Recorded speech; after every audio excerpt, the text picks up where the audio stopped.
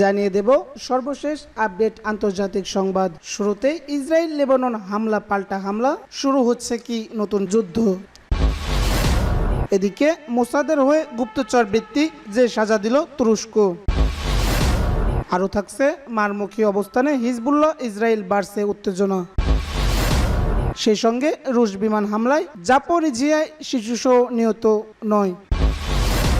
এবং সর্বশেষ ফিলিস্তিনের পতাকা নিয়ে বিক্ষোভ, জার্মানিতে 10 বছর বয়সী শিশু আটক। এতক্ষণ শুনছিলেন সংবাদ শিরোনাম, এখন বিস্তারিত। ইসরায়েল লেবানন হামলা পাল্টা হামলা, শুরু হচ্ছে কি নতুন যুদ্ধ। লেবানন জুড়ে সাম্প্রতিক ওয়াকিটকি ও পেজার বিস্ফোরণের ব্যাপক হতাহতের ঘটনা ঘটে। এরপর বৈরুতের ইসরায়েলি হামলায় হিজবুল্লাহর একাধিক ঊর্ধ্বতন কমান্ডার সহ 37 জন নিহত হয়েছে। প্রতিশোধ নিতে ইসরায়েলের রামাত ডেভিড ঘাঁটিতে পাল্টা হামলা চালিয়েছে হিজবুল্লাহ। ফলে লেবানন ও ইসরায়েলের মধ্যে সর্বাত্মক যুদ্ধের আশঙ্কা সৃষ্টি হয়েছে। ইসরায়েলি সামরিক বাহিনীর এক বিবৃতিতে বলা হয়েছে, লেবানন ছেড়ে আসা রকেটে ইসরায়েলে উত্তরাঞ্চলের একাধিক স্থাপনা ও বাড়িঘরে আগুন ধরে গেছে। ইসরায়েলের জরুরি মেডিকেল সেবা সংস্থা বলছে, রকেটের ধ্বংসাবশেষের আঘাতে কমপক্ষে 4 জন আহত হয়েছেন। তাদের মধ্যেই 3 জনই ইসরায়েলের উত্তরাঞ্চলীয় হাইফা শহরের বাসিন্দা।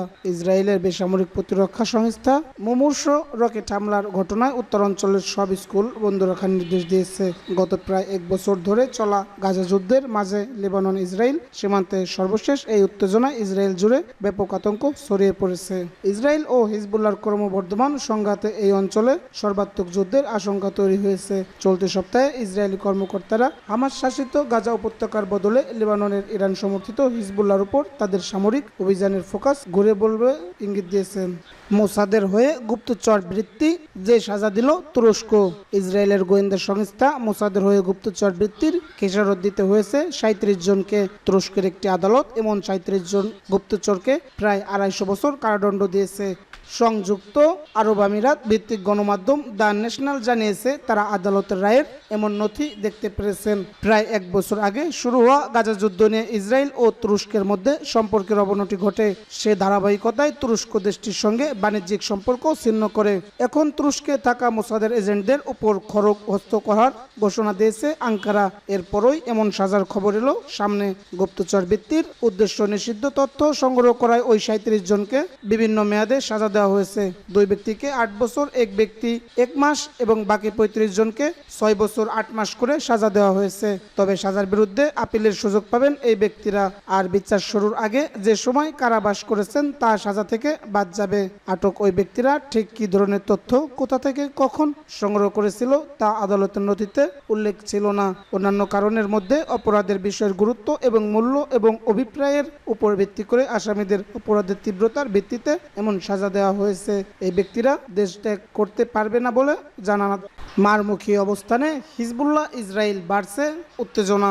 আন্তর্জাতিক সম্প্রদায়ের যুদ্ধবিরতির আহ্বানকে উপেক্ষা করে ফের সংঘাতে জড়াতে চলেছে হিজবুল্লাহ ও ইসরায়েল। নিজেদের আন্তঃসীমান্ত আক্রমণ জোরদার করার হুমকি দিয়েছে তারা, যাতে ফের এই অঞ্চলে বাড়তে শুরু করেছে উত্তেজনা। উত্তর লেবাননে ইসরায়েলি হামলার পর হিজবুল্লাহর ডেপুটি চিফ নাইম কাসেম একটি বিদ্রোহী বার্তা জারি করেছেন, যেখানে ইসরায়েলের সঙ্গে সংঘর্ষ একটি নতুন পর্যায়ে প্রবেশ করেছে বলে মন্তব্য করেছেন তিনি। এদিকে ইসরায়েলের প্রতিরক্ষা মন্ত্রী ইয়োব গ্ল্যান্ট তার উত্তরাঞ্চলের বাসিন্দাদের নিরাপত্তা নিশ্চিত করার প্রতিশ্রুতি পুনর্ব্যক্ত করেছেন। বলেন, আমরা যতক্ষণ না ইসরায়েলের উত্তর সম্প্রদায়ের লোকদের তাদের বাড়িতে নিরাপদ প্রত্যাবর্তন নিশ্চিত করতে পারি, ততক্ষণ পর্যন্ত সামরিক পদক্ষেপ অব্যাহত থাকবে।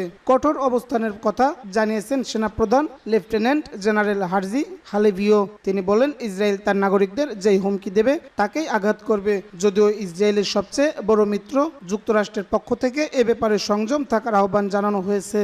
মার্কিন প্রেসিডেন্ট জো বাইডেন বলেছেন, মার্কিন যুক্তরাষ্ট্র একটি বিশ্বস্ত সংঘাত প্রতিরোধে অক্লান্ত পরিশ্রম করছে। আমরা একটি বৃহত্তর যুদ্ধকে ভাঙতে আমাদের যথাসাধ্য করে যাচ্ছি। উল্লেখ্য, গত সপ্তাহে হিজবুল্লাহ রকেটের একটি ব্যারেজ চালু করে, যা ইসরায়েলের বৃহত্তম উত্তর শহর হাইফার কাছে কিরিয়াত রিয়ালকে পৌঁছায় এবং অবকাঠামোর ক্ষতি করে, যার প্রতিশোধ হিসেবে ইসরায়েল দক্ষিণ লেবাননে হিজবুল্লাহ লক্ষ্যবস্তুতে আঘাত হানে, যার মধ্যে একটি বিমান ঘাঁটি এবং সামরিক উৎপাদন সুবিধা রয়েছে। রুশ বিমান হামলায় জাপোরিজিয়ায় শিশুসহ নিহত ১৯।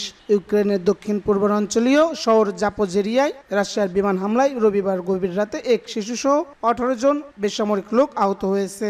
স্থানীয় কর্মকর্তারা আজ সোমবার এ তথ্য জানিয়েছে। ইউক্রেনের স্বরাষ্ট্র মন্ত্রণালয় টেলিগ্রাম মেসেজিং অ্যাপ জানিয়েছে উদ্ধারকারীরা বেশ কয়েকটি ক্ষতিগ্রস্ত অ্যাপার্টমেন্ট বিল্ডিং থেকে বাসিন্দাদের সরিয়ে নিয়েছে।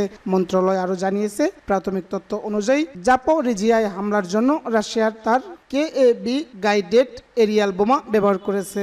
রয়টার্স স্বাধীনভাবে প্রতিবেদনগুলো যাচাই করতে পারেনি। এছাড়া রাশিয়ার পক্ষ থেকে তাৎক্ষণিক কোনো মন্তব্য পাওয়া যায়নি। উভয় পক্ষই তাদের আক্রমণে বেসামরিক নাগরিকদের লক্ষ্যবস্তু করার বিষয়টি অস্বীকার করেছে। তবে ২০২২ সালের ফেব্রুয়ারিতে মস্কো যে যুদ্ধ শুরু করেছিল তাতে হাজার হাজার বেসামরিক লোক নিহত হয়েছে। তাদের বেশিরভাগই ইউক্রেনীয়। ইউক্রেনের জরুরি পরিষেবাগুলো সামাজিক যোগাযোগ মাধ্যম ফেসবুকে একটি ভিডিও পোস্ট করেছে, যেখানে দেখা যাচ্ছে উদ্ধারকারীরা ধ্বংসাবশেষ অপসারণ করার চেষ্টা করছে এবং একটি ক্ষতিগ্রস্ত আবাসিক ভবনের সামনে আহতদের উদ্ধার করে রাখা হচ্ছে। ফিলিস্তিনের পতাকা নিয়ে বিক্ষোভ, জার্মানিতে ১০ বছর বয়সী শিশু আটক। ফিলিস্তিনে ইসরায়েলি গণহত্যার প্রতিবাদে বিক্ষোভে ফিলিস্তিনের পতাকা বহন করায় ১০ বছর বয়সী এক শিশুকে ধাওয়া দিয়ে আটক করেছে জার্মান পুলিশ। গত শনিবার বার্লিনে এ ঘটনা ঘটে। এরপর সামাজিক যোগাযোগ মাধ্যমে এ ঘটনা নিয়ে তীব্র ক্ষোভ প্রকাশ করেছে ব্যবহারকারীরা। অনলাইনে প্রচারিত ভিডিওগুলোতে দেখা গেছে বেশ কয়েকজন পুলিশ সদস্য সেই শিশুটিকে ধাওয়া করছে। শিশুটি একটি ফিলিস্তিনি পতাকা বহন করছিল। আশেপাশের লোকজন তাকে রক্ষার জন্য চেষ্টা করতে দেখা যায়। ছেলেটির চোখে মুখে ভয় দেখা যাচ্ছিল, তবুও পুলিশ তাড়া করছিল। অবশেষে তাকে ঘিরে ধরে একটি পুলিশ গাড়ির দিকে নিয়ে যায়। পুলিশের এমন কর্মকাণ্ডে ব্যাপক সমালোচনার জন্ম দিয়েছে। সোশ্যাল মিডিয়া প্ল্যাটফর্ম এক্স এ অনেকে শিশুটির সুস্থতার বিষয়ে উদ্বেগ প্রকাশ করেছেন। একজন এক্স ব্যবহারকারী লিখেছেন, বার্লিন পুলিশ ১০ বছর বয়সী এক ছেলেকে ফিলিস্তিনের পতাকা বহন করার জন্য আটক করেছে। এর চেয়ে লজ্জাজনক ও অস্বস্তিকর আর কিছুই হয় না। অপর এক ব্যবহারকারী ব্যঙ্গাত্মকভাবে লিখেছেন, সাহসী বার্লিন পুলিশ শহরের সবচেয়ে বিপজ্জনক শিশুকে গ্রেপ্তার করেছে। সে তার পতাকা দিয়ে ফেডারেল সরকারকে উৎখাত করে একটি ফিলিস্তিনি রাষ্ট্র ঘোষণা করতে চেয়েছিল।